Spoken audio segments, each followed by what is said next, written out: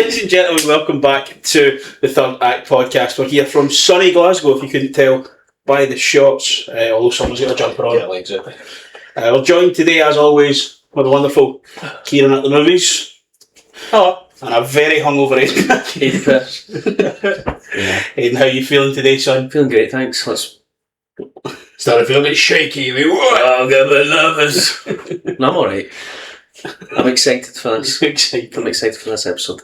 Yeah, man. How are you getting on today? I forgot from my panini, the chocolate snaps I was eating, but otherwise, great.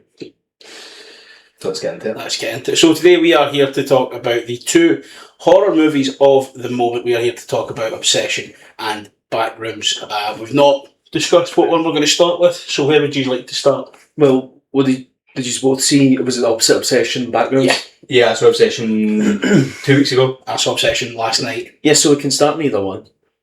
Did you want to go? Okay. Fucking hell. The Obsession. So we'll start with that one, right? Okay. Obsession So we'll kick off with Obsession, and are we going to do spoilers, or are we going to do not spoilers? We're going to do spoilers. I think it's been out for long enough that we can do spoilers. Yeah. What we'll do is we'll start with no spoilers, and then I'll throw a photo of your man from Carl's Wings up. And when he's up, that's a spoiler warning. So, just leading us off, Ed, what did you think of Obsession? I loved it. There's a lot of reasons why, but I think it was one of the most ambitious. It's just Curry Barker, just what he did. He didn't. You could tell he didn't have any studio pushback or anything like that. Do you know what I mean? And that Indian Everett, her performance, I would dream down the line that she's getting an Oscar nomination for it because it's that good. She holds the full film. I think especially with the Oscars this year and kind of horror being, for years now, horror's kind of been on a bit of a swing back. Especially with the Oscars this year, it seems as though they're finally realising that horror's not all just jump scare slop. And before that was only really people want Toni Collette with Hereditary to get nominated. Yeah, that was which she should have. Yeah, I know. Yeah, but I do think, again, as you say, it's very clear that this was tinkered with almost none at all. Mm-hmm. I mean, you can expect that for the budget, made for less than $1 million. $250,000. Was it $750? Yeah. Made for 18 days or something like that. Yeah. And on top of that, looks brilliant. And I think, obviously, one thing I've kind of seen pushback is a particular, I guess, prop, which we'll get to in spoilers. But some people being like, "Oh, that looks a bit, a bit naff." But I'm like, okay, but it's also they could have used any trope like this. Yeah, you know what I mean, and I think when you actually are you talking about Wishing Well?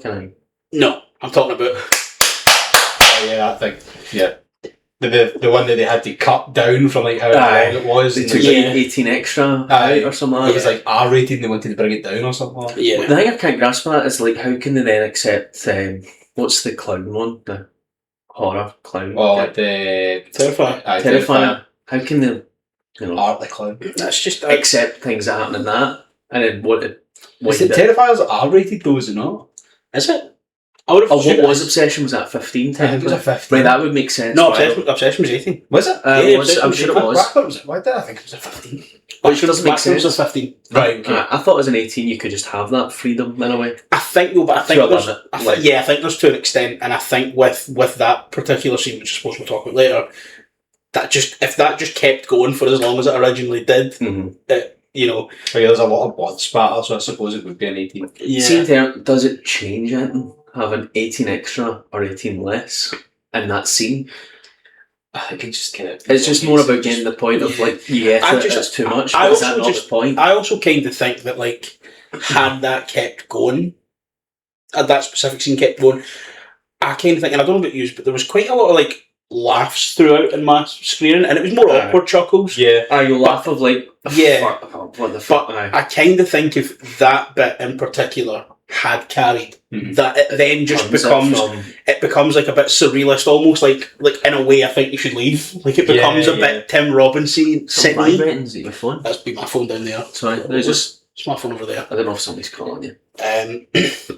But no, I absolutely loved it. And Kieran, what did you think of it? I thought it was great. I'm not familiar with Curry Barker's like stuff he's done before. And we all saw after it, like the TikToks he's made, and Yeah. small things. They all kind of like they all kind of serial after it and stuff like Yeah. that. His skits and that are quite good. Mhm. But then when you watch the skits, you're like, this guy made this fucking great horror film. Mhm. And horror is on a kind of an uptick now.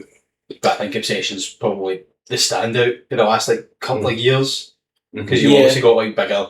I don't know what the budget was for weapons and stuff like that, but they're obviously but more studio influenced. And yeah, but especially with weapons, like you could have made weapons for a lot less, but Zack Cregger was already kind of in through like his sketch troupe and stuff, and then obviously with weapons you're attaching a Josh Brolin to yeah, you've got to- a bigger name cast. to And kinda- obviously paying the wages. See, the thing with a lot of the films that like you'll know of, they're not exactly like horror in a way. Like there's more like mystery or suspense, like Yeah. Barbarian or Weapons. They've got like a thriller element to them more Yeah. than anything. yeah.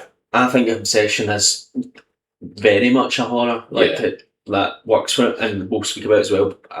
I think you said that Backrooms didn't feel like a horror in that. Yeah. Regard. That's Yeah. last night in the chat. But no, And I think that as well we've kind of spoke about like with horror kind of being on a bit of a comeback. I would kind of say, I mean, even with Jordan Peele for two of his 3 movies, he's kind of he's all been labelled as horror though. yeah, or not, but really. he's like Get Out's a lot more of a thriller.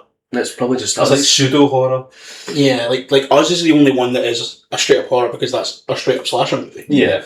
Whereas like Get Out's like a thriller and Us, well, I mean, Us is Jaws. Nope's technically meant to be horror. Or sorry, Aspects Nope's of it. Jaws, I should say. Nope is just Jaws, but There's aspects of yeah, things, but it's not pure horror like Yeah. I felt Obsession was. yeah. No, I'm kind of with you. I absolutely adored it. I think, especially being made on such a low budget, as I said, it's looked so good, and there's a lot of like weird criticisms of it online. I've seen people complaining about the lighting. I'm like, it's a horror movie. The lighting's great. I I thought thought the they lighting was very good, and they used Yeah. to like her eyes almost Yeah. look reptilian in Yeah. certain scenes. But I've seen people kind of saying like, oh, Can I like push us forward a wee bit? yeah, what's going on?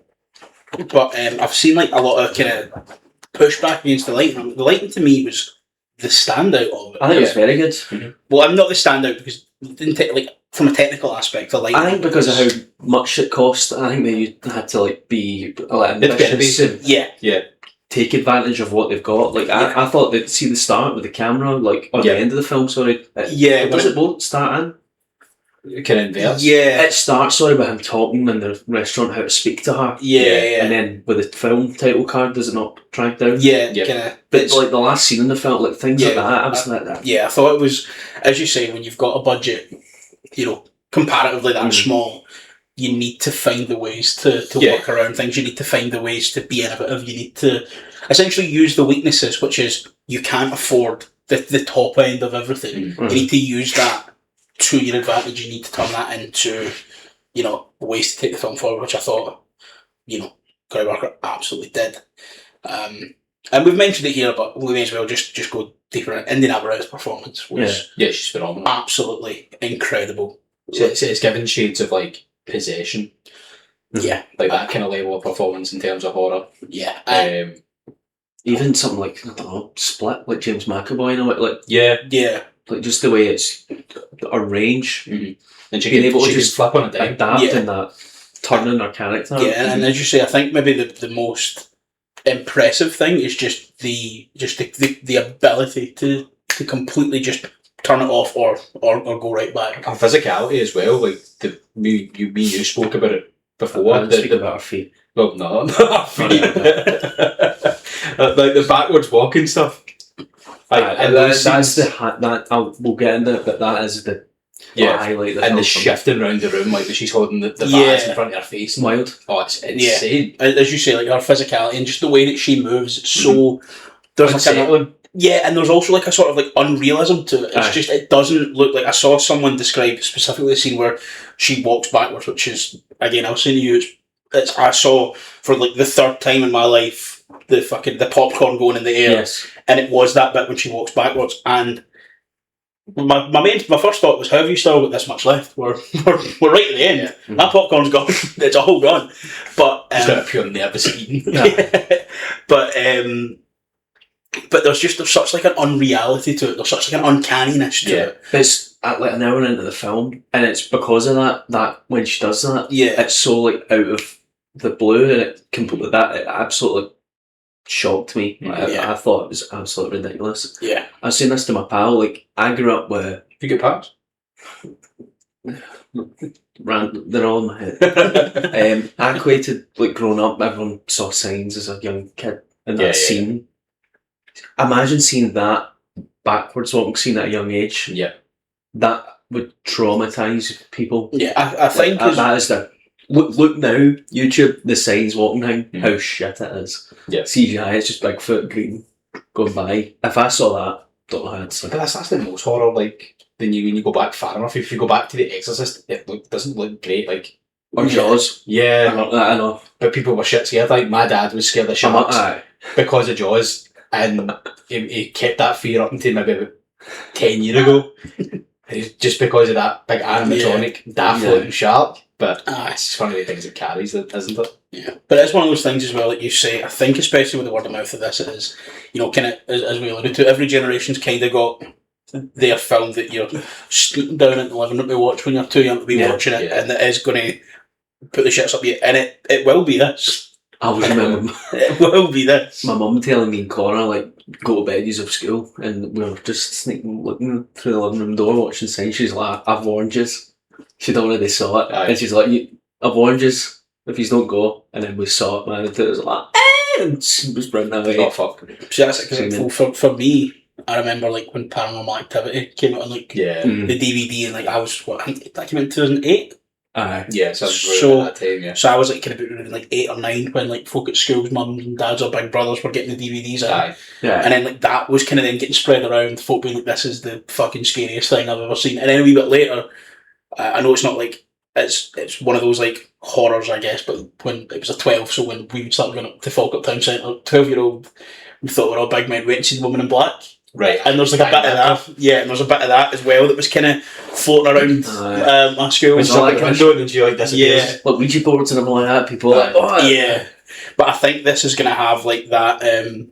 It's word of mouth because I've saw it rarely. Like I'm sure it's been out 4 weeks, and each week is increasing. The gross there. It's increasing every week, and I seen how many people are watching it. Because I didn't it was just on Kimmel 2 nights ago.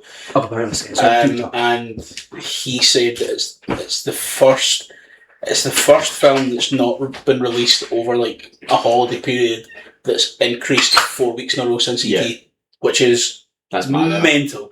And obviously, when we look at the size of that gross comparatively, not going to be similar. But especially from that having been made on such a, as we say, shoestring budget. As we say, 750. Its current gross is 178 million. Yeah, I'm back. Add to that as well. Like it didn't come out at a time of holiday, so it's just purely word of mouth that's pushed it. Also, it's like middle of May. Like it's not. Also, it's a fucking great film. I know, like that, but it's not prime time for horror. But then again, there's been like since the turn of the year, I think there's been a few good horror films. Like you've had Send Help, you've had this. Yeah, we'll talk about Backrooms later. Yeah, I mean, I've still not seen it, but Holcomb's apparently. Yeah, I've not seen Holcomb either. I've heard very good. I've not saw it either, but and as I say, we've kind of alluded to, we're sort of in like a new golden age of horror, and I think horror is the genre that like you can be the most ambitious and like be creative. You don't want a budget either. No, you can like utilise what you've got. Do you know what I mean? Like, but I do kind of think like with, as we say, horror's kind of like in at the minute. I also think what's quite good with that is for so long horror was, let's be real, shite.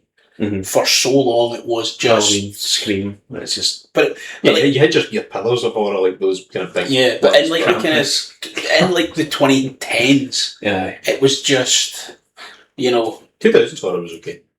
Yeah, like I say, sort of tail end of the 2000s and the mid 2010s is just a real era of just jump scare slop. I think in the last like 10 years, I think I love Ari Aster. I think Hereditary was just ridiculous. I think that sort of like end of the decade, end of the 2010s, with the emergence of like Ari Aster and Jordan Peele as well, and some other people like kind of pushing it. But for a long time, it was like, we don't need fucking 47 Insidious movies or whatever we're at now. And there was just not an interest anymore. It was just rehashed. Yeah. I mean, So I think now, as we say, we're kind of approaching maybe a new golden age. I don't want to throw that term around too early, but it does feel like we're approaching it. It is very good to see that the people who are making these are kind of coming from an area of like, I love horror movies. For so long, it was a cesspit. For so long, there was nothing worth watching. So now I want to make the stuff that people want to go and see. But like what you said there as well, like jump scare slop.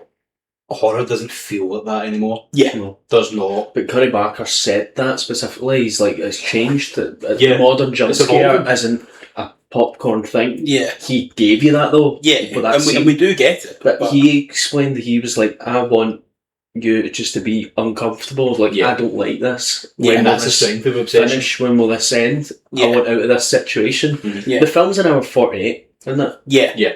It felt like 3 hours, but in the best In a way good way. possible. Yeah.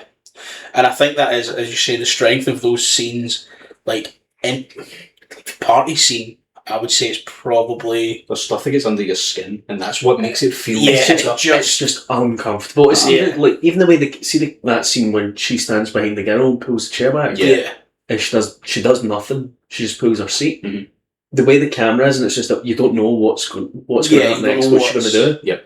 And then the fact that it's more your mind of like the possibilities. What's she going to do? And I do like, as well as you mentioned, that's something that just kind of clicked to me there. There's quite a few times where she's kind of cut off in the frame from the head. The first time You get being... from like here up. Yeah, the first time being like just after he's made the wish and she comes back to the car and she's like stood at the driver's side. And in that it's like quite fun and light-hearted, but you know in the back of your mind there's some sinister. But as you say, it's a shot that's used quite a lot and the intensity only increases. Yeah. And each time you just kind of see her from like the sort of then shoulders down. When she opens the door and she's standing there and then she cuts down, she's changed her character, like the way she's performing. Yeah. The thing with that scene is Obsession doesn't like fuck about, it's straight into it, like straight away. You've got that kind of like a slight setup in the You beginning. get the setup, you've got like this is the dynamic. Yeah. Yeah. But then it's straight, it's like 10 minutes and then that's it. Like trains moving. And it didn't stop for me. And I'll say this as well, and this is like kind of a spoiler, but it's not really. It happens like right at the We start. can of the discuss film. spoilers. Yeah, but so fuck it. Here's a photo of Wings from. Actually, before I throw up the photo of Wings from Cars, I'm not talented enough to have it move around, so he's going to be there.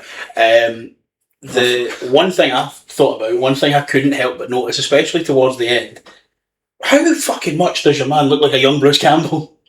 Oh, Michael Johnson? Yeah. It does a bit, yeah. He's got those kind of Like- similar qualities. Like the just Especially like Evil Dead. Yeah. Early. like he's just as, especially in that last sort of 20 minutes, his facial expressions, and maybe it's just because he's got like the bit of a quiff and he's just I covered thought in the blood. acting in the bathroom was excellent. When he's Like, taking yeah. pills. But he's like, you could just see him like deliberating his life, his choices. Yeah. But I especially towards the end, He's I the just- villain. Oh, big. Yeah. Like, But there's a part like in the middle of the film where is it when she's sleeping and then he's like, why don't you hear want the to be with voice me? and she's like, please kill me. Yeah, I was going to say that. Why That's when does- I think that's when he becomes the villain. I don't think he's. Why is it so bad wanting to be with me or something like he says? Yeah, that's when he switches to the And you're villain. like, how Yeah. can you... Why does your mind go there? That's like it's just it's He was so insecurity infuriating though, personified. because like, see that Yeah. party scene and he's just like sitting there. Mhm. It's like everyone just knows like how did he get her, but it's got to a point that's not even a thing anymore. Like Yeah. why is she I- fucking here? I think as well, as you say, that scene where he does kind of become the villain of it, it's also that's after he's phoned the number on the box and the guy just essentially went, do you want to speak to her? You can just hear her screaming, whatever her soul. And it's at that point when she's like, please kill He me. just hangs up the phone, drives home back to her. But it's because that obviously comes after that when she's like, please kill me. And he's just like, oh, is it so bad being with me? That is the point where you're like, you've heard where she is. yeah.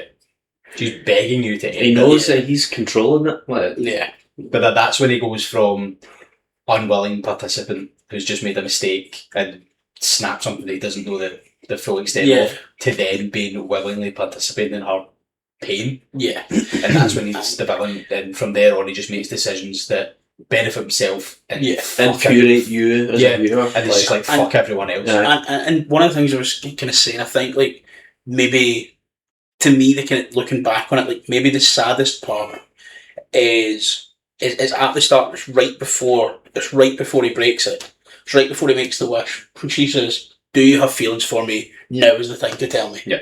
And he he can't bring himself to do it. And then that's when he makes the wish. And then that's when it all sets in motion, the fact that he just couldn't fucking man up and go, "Yes, I do have feelings for you. Could this be anything? Could this go anywhere?" And you just sort of shake him, you're like... Yeah, and then I think that's like... But she would have never been one. But that's the thing, you don't know, especially with that scene. But she was sleeping with his best pal. Yeah, true, but that scene of when she goes, "Look, do you have feelings for me? Now is the time to say." Yeah. But I think she's put the olive... She gave him the opportunity. Yeah. But I think that taps into a lot of like stuff that's going on right now online, like this fake male loneliness epidemic where he's afraid to just come out and say how he feels. Yeah. On the off chance of being embarrassed. Or cancelled, like something like that. Yeah, he's done something wrong. Exposed now. Whereas if you just expressed your feelings, everything would have been fine. Andrew Tate manosphere. Yeah. Aye. That's the thing, I think you that's not some mad thought, that's a good point. It's like projecting that insecurity of like, what if she says no? The fear of rejection, and it crushes you to the point where you would... That goes the full film, even now that he's got her and she's obsessed to him. Yeah. He still sits in silent of like not wanting to say anything to ruin the thing that he's got, and that's the worst thing that you can have. I hate to bring it down, I hate to ruin the mood, but we do have to talk about the elephant in the room of how well it portrays abuse. I thought we were talking about the cat sandwich. No, that's not the elephant in the room, that's the cat in the sand. I saw a lot of this online about this topic, right? But the film wouldn't have made or been as interesting whatsoever if it was the other way about, and it was making the wish, and it was the guy playing that role. And I think as well, I've seen a lot of people, as we say, the manosphere thoroughly rejecting this film and being fucking freaks about it. But it's like the whole thing of like, oh, she's also doing all this evil shit. I'm like, yeah, but I say this when I was talking to Maisie last night. I think it's a really interesting and nuanced portrayal of abuse, because look at the real life statistics of how many people go back to their abusers for the safety, because they're living with them, or they've got a child, or things like that. But like the safety, staying there. Yeah, but I'll take what comes. Yeah, it might not. I mean, not safety is not the right word. It's like stability, continuity. Yeah, stability, unstable stability. It's not like stability in the sense, but it is in the sense of I live here.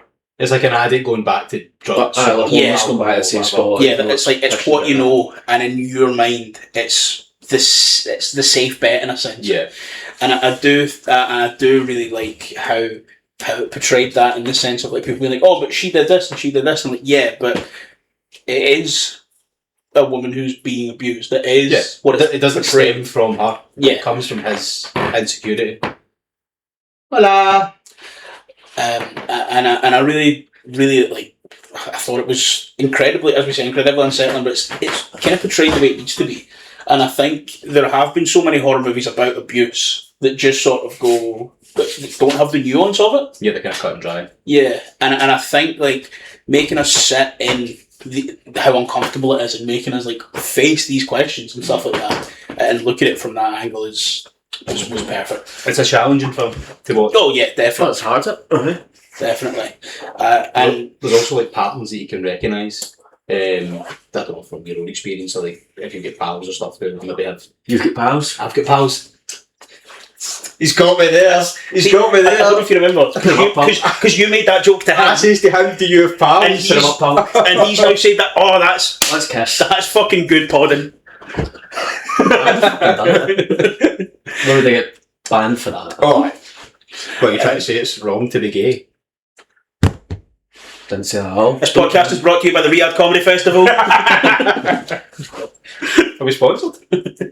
We are now. I've called my shot. This just came in my head here. What if Obsession was two guys in a relationship? How would that be? They would just be fucking playing PlayStation all day. Did you? There was a video. Did you see the Instagram one? But the guy, no joke. I don't want to play Fortnite. I fucking do. There's the two guys do that, and he snaps it. He's like, I wish he loves me more than anything else. He wants to play all the time, and he just ditches his bird, and he's like, the guy thinks when he snaps it, like, oh, this is going to go awful. Yeah. And he's like, fuck yes, and they just go in their game, and that's it. Everybody on the film comes at the same time. the pub? I was just going to ask you to go to the pub. That's basically the all-male friendship. They're all just fucking snapping. Hang about. Pro clubs and pints. Yeah. Anyway, I'm going to bring it right back down because I did have a point I was going to say. Well, you go back to fucking abuse. I was going to say the ending specifically is a real stark reminder of how like abuse robs you of your agency. Mm-hmm. That lasts, and it's so layered as well. It is the whole like, because when he dies and her under that, we know, spoiler, we've been told that when he dies the wish is over. Yep. And when he dies, the obsessive version of Nikki grabs the gun and goes to kill herself just as she snaps back. And but just as he's about to save himself, she snaps the wishing well as well. Do you know what I mean? You can hear the wee tune play. Yeah. And it's like, and as I say, that ending is just the first thing about it is it just reminds you of just the agency you lose in an abusive relationship. And it's, and as the credits play, instead of like, you hear her screaming, going, "Why did you do it? Why have you done this to me?" Like all this stuff. It's just again, fucking, it's further selfishness from Bear. I said it to you. So I'm a sucker for show don't tell with film. Yeah. And there's so much things in that scene when he walks out the bathroom, the two of them are doing that, but he like smizing each other, and then see the way the camera turns. It shows you everything. Yeah. It shows you the wishing well is broke. He's been sick, vomiting. The way it just keeps turning, and then it goes to her with a gun. Just the way they do it, the way it's all done in like one take. Again, so impressed with it. Yeah. I think for me, on the year, second favourite film. It's going to be up there. It will stay up there for me. Yeah, I definitely. It's and that's high praise. There's a lot of big releases coming out. Yeah, and that'll be Michael Jackson. Ow! Fuck this again. Fucking. My eardrum's gone, man. But ow! I'm fucking. It's not my ear. Sorry. Fucking hate it. Sorry. Really sorry. Come on. Really sorry, Nicky. That's another cat reference. Dead cat sandwich. Really sorry, Nicky. See, then my cat's on antidepressants. You know what's kind of going on. You knew straight away she's made them food. Yeah. And while watching, I was like, I thought she was going to eat the cat, or like from the start. Yeah. And then it's just the way it's just slowly, like with the car scene, you know she's going to get her head smashed. Yeah. And it's just that waiting on it. And it's just, you're like, get to the point.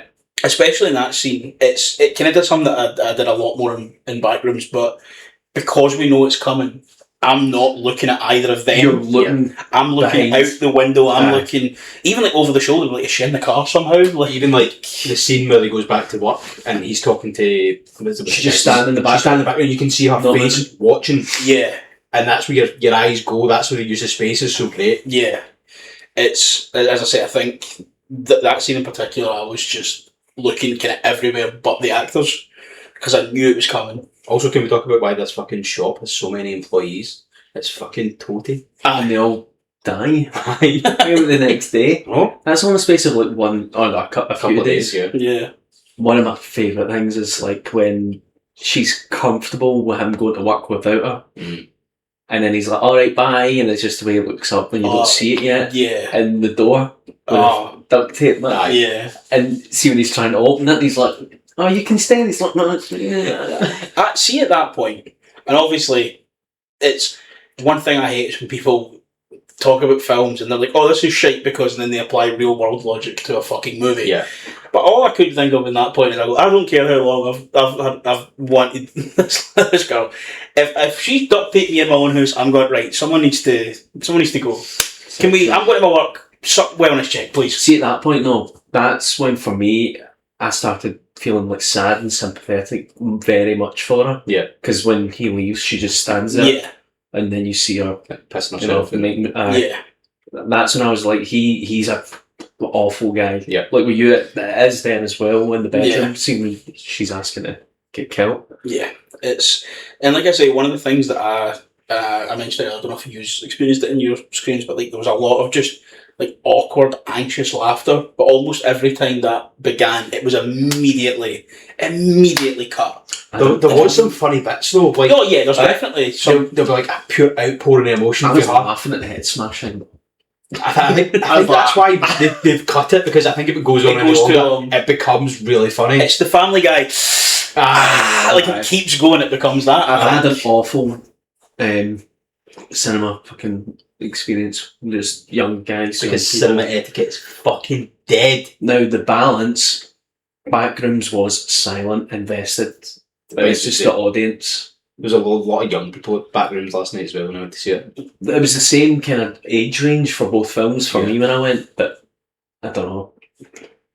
I'll tell you after. We could go on a fucking rant at cinema for hours, man. That kills me more than anything, which is why I'll always try and go IMAX and opening nights or the first few days. Because you know the kind of audience you know what you're going to get. You're not going to have people chatting their phones out. That's why I got my notifications on for the Odyssey at the Science Centre. That's why I'm going to go there for it? Yeah. When's? That'll be a Friday, I'll be working. July 17th. Yeah. Oh! I'm off work with July, so. No, fuck. I'm off 18th from We'll go to that later. I'm not unemployed or anything, I'm just on a 10-year break for a month. Yeah. I'm on gardening leave. Alright, I'm a coast. Don't garden. I've not got a garden, I'm having a flat. Try. Sabbatical FC. Yeah. What was the thing I was thinking of? With the film? So I was about it was with points. Obsession. There was something that I was really impressed with. Have you seen the theory that it was the cat that embodied her? There's a few things I'm letting slide. Like, how did the cat get up the cabinet, eat pills? Do you know what I mean? Was Nick already upset? Or blah, blah, like, you don't know. Or does he kill his cat on purpose? But they were his grand's pills, were they not? Yeah, he'd moved into his grand's house. Yeah. Well, off topic in a way, I like the aspect that kind of Barker said he would make the potential of like a TV series. With the explain like 8 episodes of different Wish and Willow things. And I very interesting. I quite like the idea as well. And I hadn't seen anything about that, but when he looks online and people being like, "Oh, it does work," I like the idea of like if he does make this show as a sort of semi-anthology. Some of the episodes, what if they are just, "Oh, this is a nice thing that happened to something," and then something good does happen in the Wish and Willow shop, is it not? The guy's like, "I made my wish." Yeah. And I think I like the idea because if you do that and you don't just show the ones that go bad, well, technically, I'm wishing for $1 million.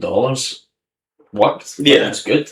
He was happy with it. I actually wish he'd get like drowned in it. I thought it was going to keep falling. It was going to like break his neck or something. Yeah. That's what I was expecting. That's what it was. I always have a concern when like things like these are really successful, because then you have someone like Sean Levy, saying like, "Oh, we can utilise it in all the wrong reasons." Yeah, do you know what I mean? Like, that's Barbie, and then the studios do that though. That was the point I was making before he came in and started pumping his head. No, never. Don't fucking. And I bet there was cut. You got proof? Yes. I'll fucking do it again then. I do it right now. Turn the cameras off. And we're back. Really sorry, Nicky. But I hope that like they learn the right lessons from this, which they won't.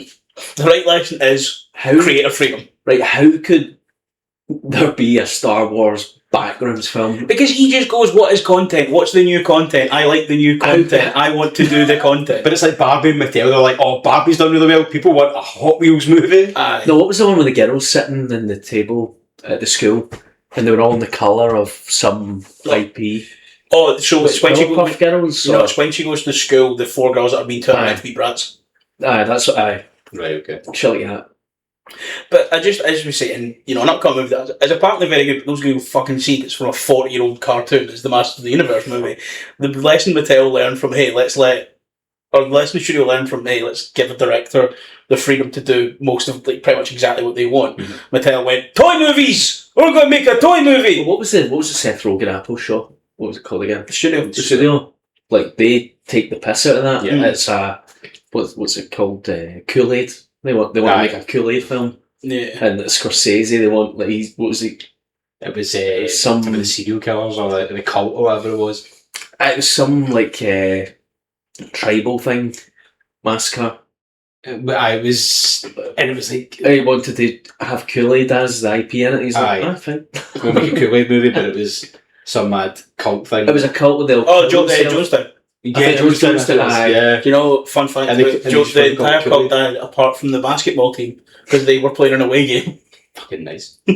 So that's the only folk in the Jonestown cult that didn't die. Was their basketball team. So, anyway, final thoughts on Obsession, Kieran. If you've not seen it, just go and see it. It's great modern horror. Curry Barker's going to go to bigger and better things, which is all you can. I see the same really ask line for. of like Jordan Peele, like, oh, what are you going to do next? Yeah. Like he's got that opportunity now. People will be like, he's already filmed his next film. It's done. Yeah. Test Chainsaw Massacre.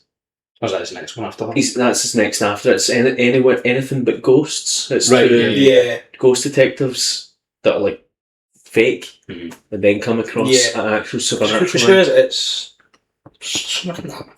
It's Is it Aaron Paul or is he Aaron Paul. Yeah.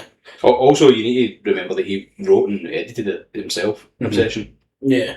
So he's multifaceted. They can really do anything. I just think proofs word of mouth and how good the film is. When people recommend it, they will see it and then agree until it shows, and every week it's still making more money, more profit. I think one of the things though, and this will kind of lead us on nicely into the back rooms, is I saw a clip of an interview with Kate Parsons on, just scroll through TikTok. Someone mentioned they were like there's the kind of, you get your golden generation of filmmakers is all sort of defined by a specific thing. So like your Spielbergs and that were like the Super 8 cameras and being able to kind of make their own movies and edit them in the house with very minimal equipment. And then you've got like your Kuglers and people like that who all went to like film Nolan schools. did that with fault. Like, he did it all himself. Yeah. And then like that kind of next generation, there's like that film school generation, but now it's all made the interesting point that it's the YouTube generation. Aye. Because obviously you've got Kane Parsons, you've got Clive Barker, With Philip Lewis. and Philip as well, and then like obviously I know it didn't do it as well, but Markiplier made the Iron Lung movie this year. Jacksepticeye's doing a Bloodborne. Chris Stuckman. Stuckman. So like there's a lot coming from there, and as you say, like Clive Barker just kind of essentially like editing and everything, doing that as well. Has it just came out before most other people? They're all like, it is the kind of the unique strength, I guess, of this generation of filmmaking is there are going to be so many people who have learned it, and you know, I think Kane Parsons said he torrented the fucking Premiere Pro to make his first few videos or something. So he's was making videos on cracked Premiere Pro software. They're all using like free apps, like Blender and things like that. It's been used to make a lot. He of used things. Blender to basically, what's it called? Storyboard the film. Yeah. And then because he knew how it looked, they would work with what angle they would want. Yeah. But again, like like Curry Barker edited, you know, what else did they do in the film? Like He wrote it, yeah. Aye. Kane Parsons shared the score. Yeah. Made half of that with Backrooms. Yeah. I don't know if he edited it as well. I could tell you. I don't think so. I know they had maybe a bit more external input on Backrooms because I think Levy was attached. I think there was someone else I saw in the credits who was attached. Yeah, and I think as well when you put, you know, Osby Perkins, that's who was attached to Backrooms as well. And I think as well when you put still comparatively for Hollywood at a very minimal budget, but when you put $10 million behind something, you have to accept that as the creator you're going to lose a little bit more. Yeah, some of your autonomy because that amount's been pumped in. And to be honest, when you look at that movie, you can really see where it went. I think what's something like over 300 like physical rooms built, and how many acres or something? It was something. Yeah, it's just something. 300 acres. I thought it was something stupid. Something mad. Having known as little as possible about, like, I know about the liminal space. Yeah, more, I knew very little of it. Yeah, and obviously there's like the old like 4chan post or whatever. Then there's like the games that people made, pixels and stuff like that. Yeah, but it was never anything that like I engaged in. Really, it's not. And I would like, you know, I know that there's all those videos of, you know, I mentioned they're like a Markiplier or a Jacksepticeye playing whatever, but I just wasn't watching those. Right. I think it maybe kind of bypassed us a wee bit. I think it's more like the YouTube younger YouTube generation, because they're into things like creepypasta and all that kind of stuff. And I think as well, like when I say like with like a Jacksepticeye like playing those games, I still watched those guys. But it wasn't anything that when I would see that if I was like 15, 16. I want to play it. Yeah, it's not like it's like, for example, I've just been replaying Subnautica because they've just dropped Subnautica 2. And so, and like I opened YouTube one day, and it was Jacksepticeye with like Subnautica 2. I was like, oh fuck, mine's Subnautica. But it's not, again, Backrooms wasn't anything that got me. Yeah. So when I went in, I was kind of like you. I didn't know anything. And surface level liminal space. I knew horror lore. I You knew, seem like kind of guy. no, I was just really. I think the trailer was very impressive. You know, Yeah. see the way it just kept going down the Yeah, rooms. yeah. And I had said it last night. I like the fact that big fans of like Backrooms itself and the story and the lore, like they could go into that film and be, you know, given information and like continuing what they like, and it could also be for new people who've got no clue about Backrooms in general. Yeah. The film isn't difficult for them to understand. It's quite. I think it is straightforward in that aspect of this happens and you're in there. I think it's good to go in if you don't know too much about it. Like, I think if you start looking at it now before you go, You can give it away. It's that you're doing yourself a disservice. Whereas if you go in Yeah. blind, like you feel like the arc of the characters feels like you're your arc as well. watching them. Go through Because you're being introduced to it the same as like Chiwetel Ejiofor and Renata Reinsve. So I think it's a good. Oh, sorry. Jesus Christ! I think it's good to go in. Like, oh right, fucking hell! The mask with the owl, With a big tongue in it. the heart. But I think it's good to go in, like not knowing too much Yeah. about it. Yeah. That's how I feel anyway. I really like Backrooms. Like I was invested and locked in watching it. I know you somewhat weren't. I kind of shook on it a wee bit because like the first 10-15 minutes when they're doing the found footage thing, when the guys in the Excellent. Yeah. First It's, 5 minutes. it's good stuff, like the use of the space and the use of like the dark corners and all But that. it's the same with like, see what you were saying, the obsession, you're like looking at the car scene.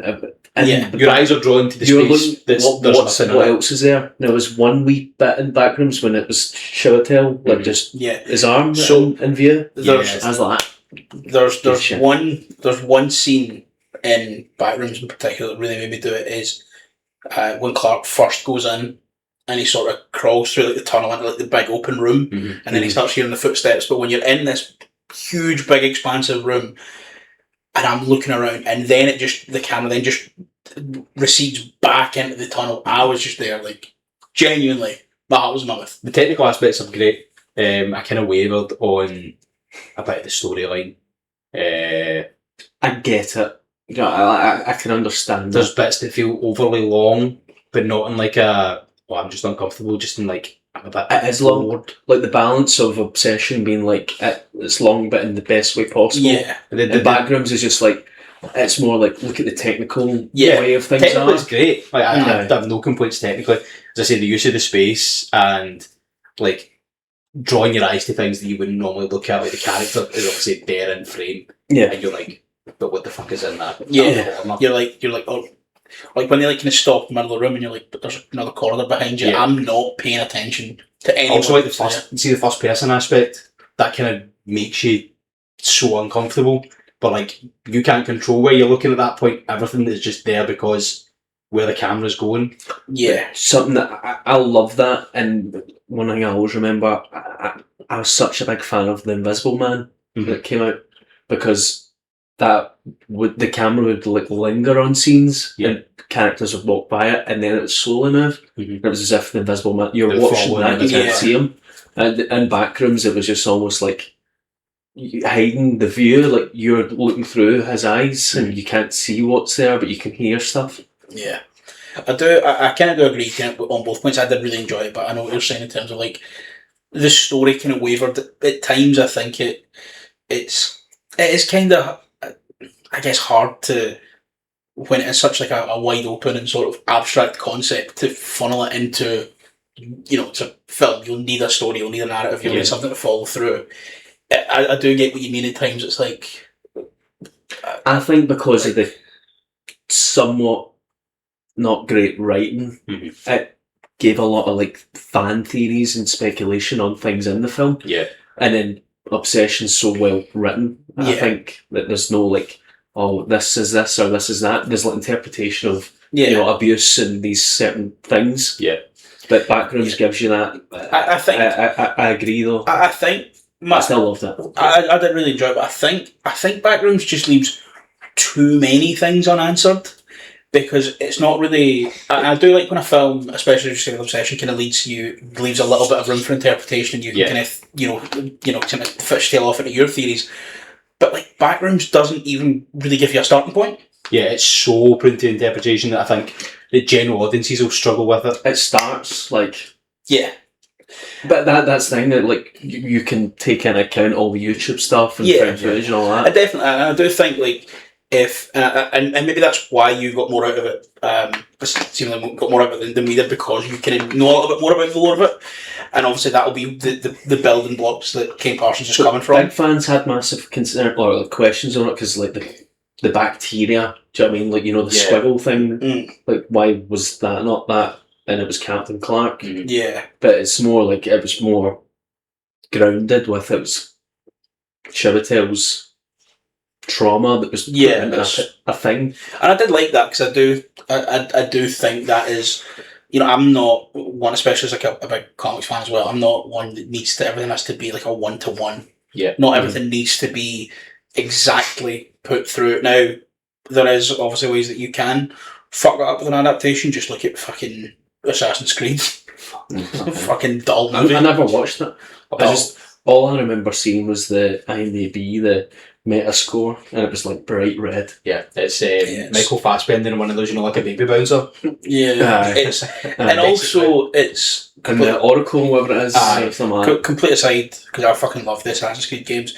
It says it's happening like at the same time as we're playing through the games. It doesn't.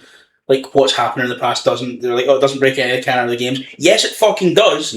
Why has he got the Apple of Eden in 14th century Spain when Rodrigo Borgia should have it in fucking 14th century Italy? I hate that film. Bastards. Anyway, back to the I feel for you. But, yeah, I do think, like, as my kind of...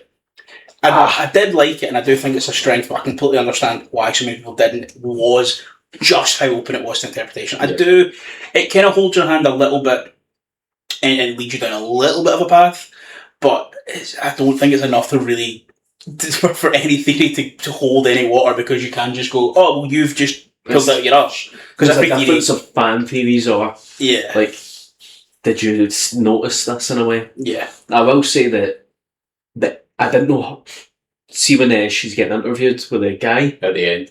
At that point, I was like, I don't know how they're going to end this. Yeah. But I felt the ending was excellent. Like, the way it just was so abrupt of her being so deformed. Just going down the levels. No, it was her just... Oh, yeah. Yeah, no, but it comes down the levels of, like, where it starts from. And it was her. Like, it was all the things through every aspect of what you've watched. See, I kind of interpreted that as, like, because obviously it's the flashbacks to her as a wee girl, that she had initiated the Backrooms from her memories. I thought it was her mum the whole film, because her mum was insane. But I think her mum's maybe went insane because like maybe the first backroom appeared in her house, and that's why she didn't want her to leave. I thought it was going to go that way, alluding why Renat went into the Backrooms is because she's already experienced it. She's trying to save Chiwetel from it, and she escaped it.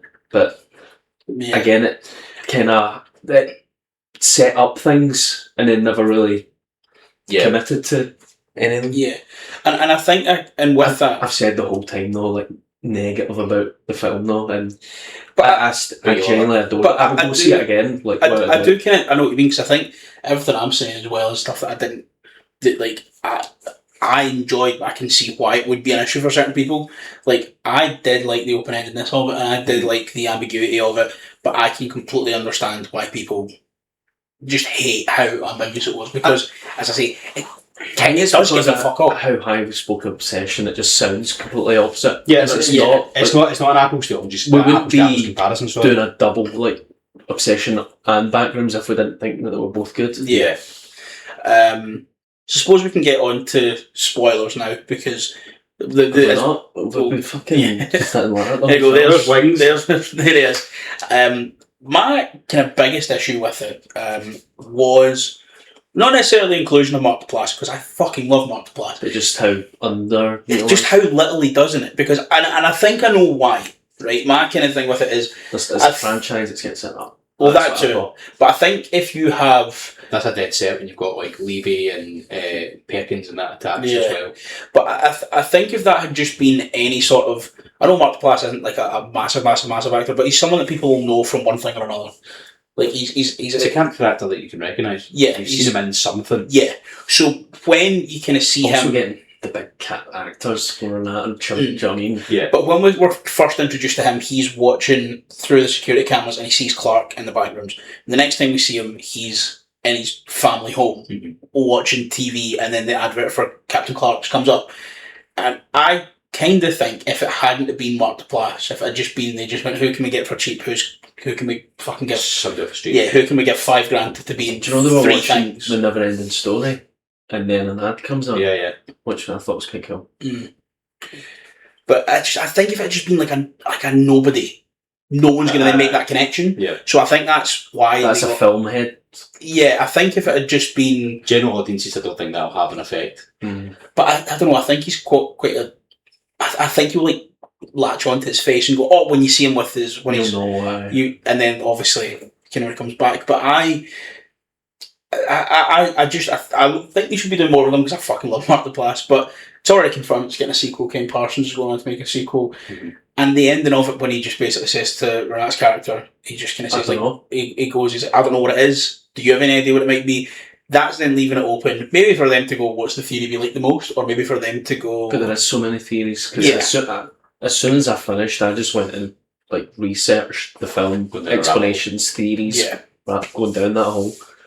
And it was like Async was originally MRI scan, a team, and then, do you know what I mean? Like, how did they then become part of the back? Like, they're studying it, they didn't create it. Yeah. But I've watched like hour and a half, all Kane Pixels, like YouTube stories, how it was made, and Kane Parsons is like an intelligent, very, he's what, 20, 21? 20, but the way he speaks is like... He was what, 19 when he made that. It was done and dusted before. I loved the lighting. I thought the lighting was really good in Backrooms. As much as it is so like plain and bland with being in there, but I think seeing Renat's sitting watching TV and how like depressed she looks, and the lighting's so, I thought, gorgeous the way it's shot.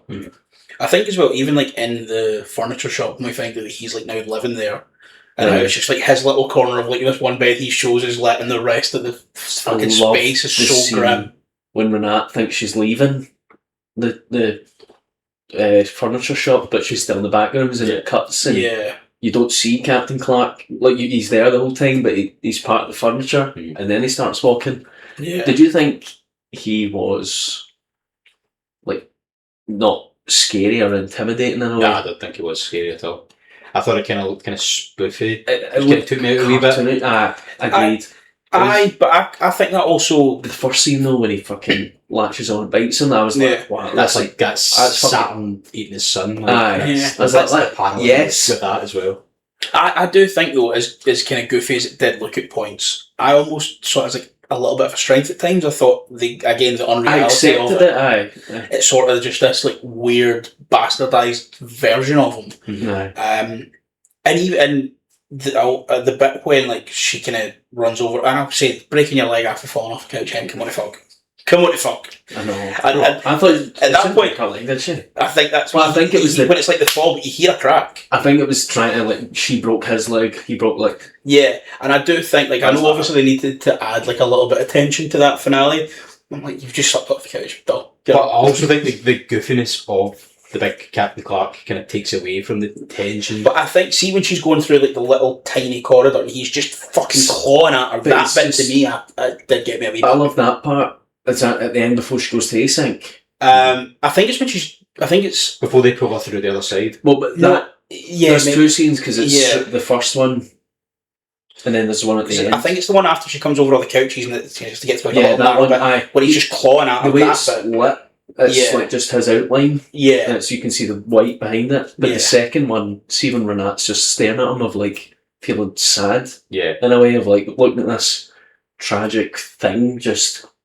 Clawing away. I don't know. Like, I think it's obviously it's technically very impressive, and I think in a sense is, as I say, the fact that so little was given away, and the fact that the ending just basically comes to, okay, if this makes enough money, we'll make one where we actually get to delve into it. And Also, I think the ending, people will be like wanting to see more and what's next, or where's it going, which I like a lot. Like I say, I enjoyed it, but I do completely understand people who came away from it with that ending, especially who went, why have you given us so little? But A24's biggest already ever. Second Biggest. Was it? Biggest. Overtook Mark Supreme. Did it? Already, yeah. And that was only like 1 week. Yeah, it came out last Friday. I suppose with that as well, though, you got to look at it as profitability of it as well. Mm-hmm. If it draws a number close to Marty Supreme, it was also made for a fraction. Yeah. Do you think Elden Ring will become A24's biggest now? I think with the following it's got, it might do it. I just think it's too hard to get general audience. Yeah, I think unless it's like a good gripping trailer. Yeah. I bet horror's more accessible for general audiences. I like him. I'm a big fan. He's only got one bad film. I don't like. Was it him? Men's fucking. He's such a good writer. He's a good writer. I don't like the film. I would love for him to go on to the Backrooms and write it with Ken. I just think he'd be able to. Because they're actually, I know obviously the big one. Ex Machina. Yeah, but this is my top Annihilation. I was gonna Annihilation. I fucking love that film. Different, great film. Different. So good. See that bear scream bit? Yeah. Wild. Yeah. See the whole end part of that whole thing in the lighthouse. And I will say this, and I kind of thought this because obviously he's doing like his horror movie, and then he's also like, here's a big war propaganda movie, so I can get more money to make my freaky little horror movies. Just stop them. We love freaky little horror movies now. I thought it was very good though. I've got issues with aspects. I've got issues with Civil War. I think the only time I've ever written a kind of real genuine review on Letterboxd was for Civil War because, and again, it's a complete aside, but I started studying journalism in Derry. Where just by virtue of being in Derry, everyone that taught me journalism was essentially a war journalist, and I really hate how that movie made it look as if all war journalists just want to win awards. They're all chasing the death shot.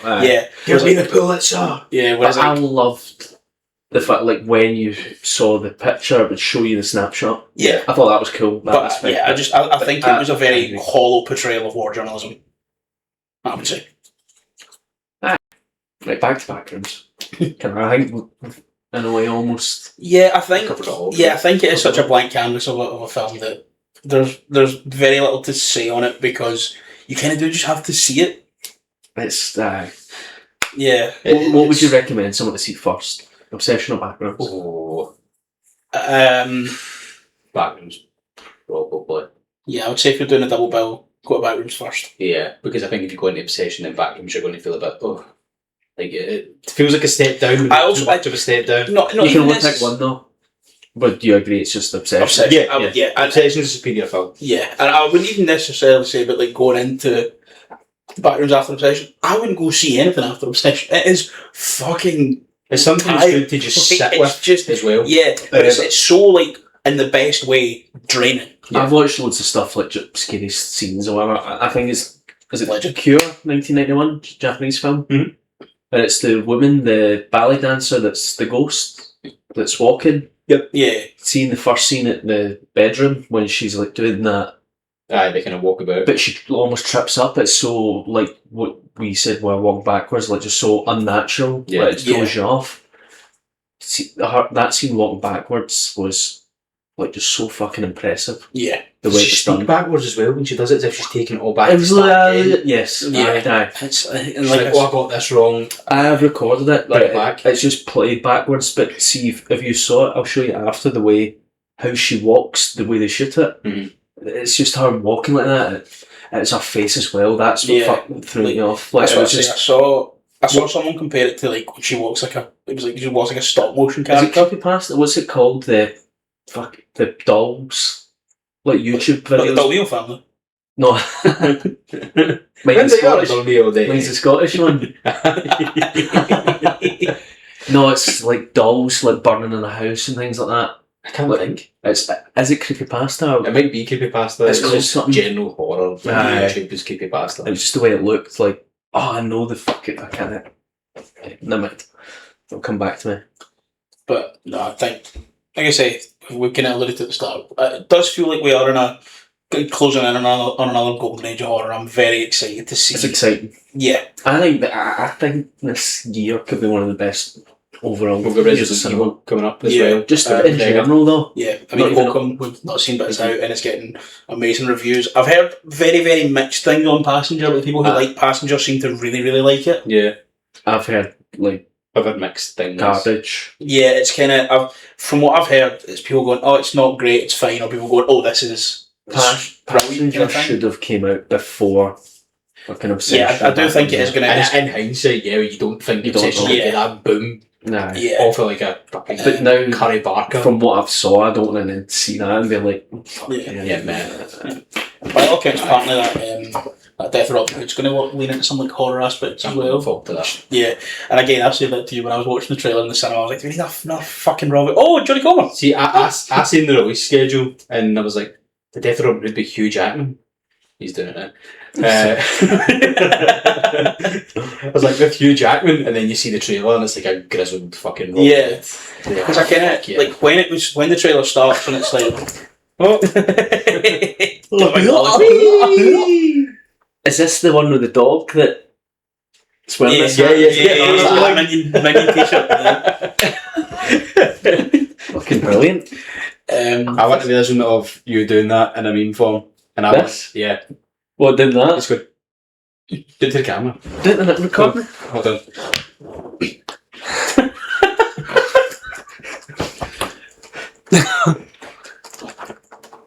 I hope you're happy. I'm happy. Hope you're happy. I'm going to pause this. You're gonna what? Yeah, Aidan's cooked. I'll put it in the edit. Bro, it's so cooked, man. But yeah, no, I think we are in for another good stint with horror. Closing thoughts then, gentlemen. I'll come to yourself first. Obsession's better than Backrooms. That's all I need to say. And yourself? Yeah. Yeah. I just think I love word of mouth with things like, and people, after you recommend them, they then go back to you like, wow, how fucking good was that? Yeah. And I think Backrooms and Obsession are the films. I just appreciate of how this is a good film. close together they released. Do you know what I mean? It's just like, oh, I think it's made people for cinema be like, oh, what can we see next? Yeah. What's next? And What's coming out? one of the things that's, it's not a complaint I should have, but I guess because The View is my closest one, and it's that all of them are like the Lux seats.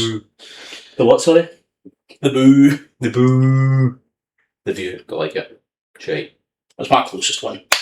The View. Yeah. Right. Okay. But it's the one. You didn't even know what you were talking about. I thought you meant View. No. Not VUE. The View is the fucking backwater. So what you said about it, you just don't like? Not so, but the one that's in Linux like got the Lux, so it's not. It's like all the recliner seats in every screen, so there's not as many seats. You can polish it up. So, but it's one of those ones that's like it's not a thing I should be complaining about, but I had to wait so long to get into Obsession because everyone kept fucking selling out because it was in those small seats, which is obviously a good thing. Yeah, but for me, I'm like, where were you? Where were you at fucking at the 3:00 screenings of fucking Jaws at Cineworld at the top of the town?